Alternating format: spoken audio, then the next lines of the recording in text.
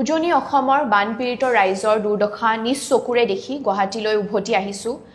বানাকান্তৰ চকুত দেখা দুখ আৰু বেদনাই বুকুখন গধুৰ কৰি তুলিছে।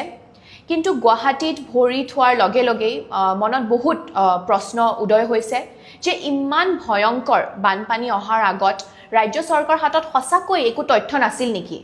তথ্য আছিল, কিন্তু চৰকাৰ শুই আছিল। আমি জানিব পাৰিলোঁ যে IMD আৰু RMCয়ে নিজৰ দায়িত্বটো অতি ভালকৈ পালন কৰিছিল। আনকি CWCয়ে ডেইলি বুলেটিনত নদীত পানীৰ লেভেল বঢ়াৰ কথাটো পাব্লিছ কৰি আহিছিল।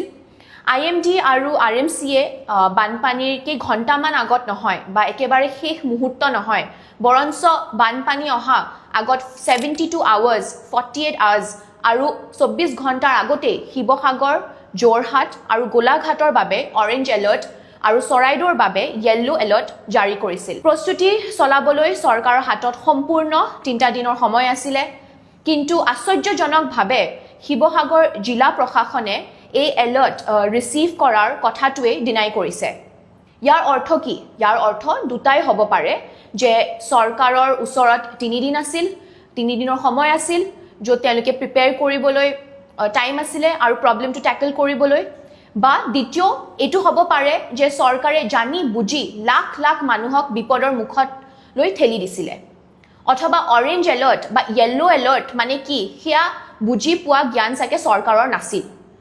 কথাটো এবাৰ ভাবক, এখন চৰকাৰ যাৰ প্ৰধান আৰু একমাত্ৰ দায়িত্বটোৱে হৈছে যে জনসাধাৰণৰ জীৱন আৰু সম্পত্তিৰ সুৰক্ষা দিয়া, সেই চৰকাৰৰ অধীনত থকা প্ৰশাসনে আজি অসহায় হৈ ৰাইজক কৈছে যে আমাক কোনেও জনোৱা নাছিল, আমি একোৱে নাজানিছিলোঁ। আনহাতে বতৰ বিজ্ঞান কেন্দ্ৰই স্পষ্টকৈ কৈছে যে আমি সকলোকে আগতীয়াকৈ জনাইছিলোঁ। ইমান হাজাৰ হাজাৰ কোটি টকাৰ বিশাল বাজেট থকাৰ পাছতো ষ্টেটৰ ফ্লাড মেনেজমেণ্টৰ কিয় ইমান বেয়া অৱস্থা আজিলৈ? দিছপুৰত বহি থকা চৰকাৰে কি কৰি আছিল? ৰাইজৰ জীৱনক লৈ এয়া কিহৰ হেতালি? আটাইতকৈ দুখ লগা কথাটোৱে হ'ল যে বানৰ আগজাননী দিয়া এই ব্যৱস্থাটো কোনো নতুনকৈ নিৰ্মাণ কৰা বা পাইলট প্ৰজেক্ট নহয়।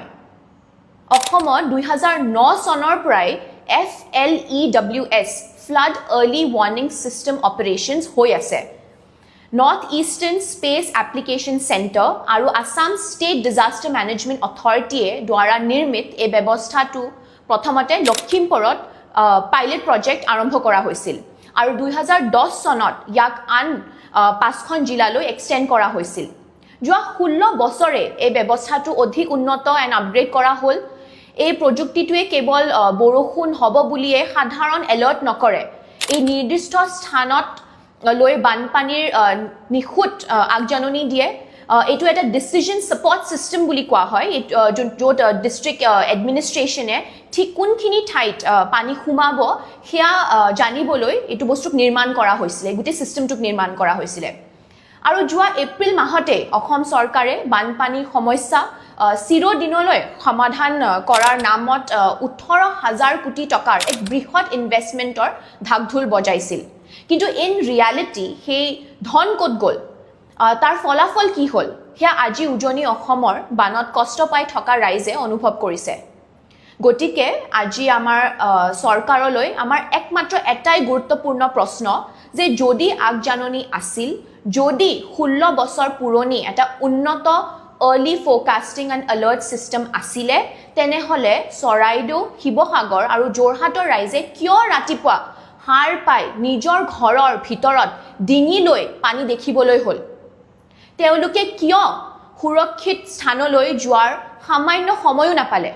যদি নাপালে, কাৰ কাৰণে নাপালে? আৰু তাৰ উত্তৰ চৰকাৰে আমাক দিব লাগিব।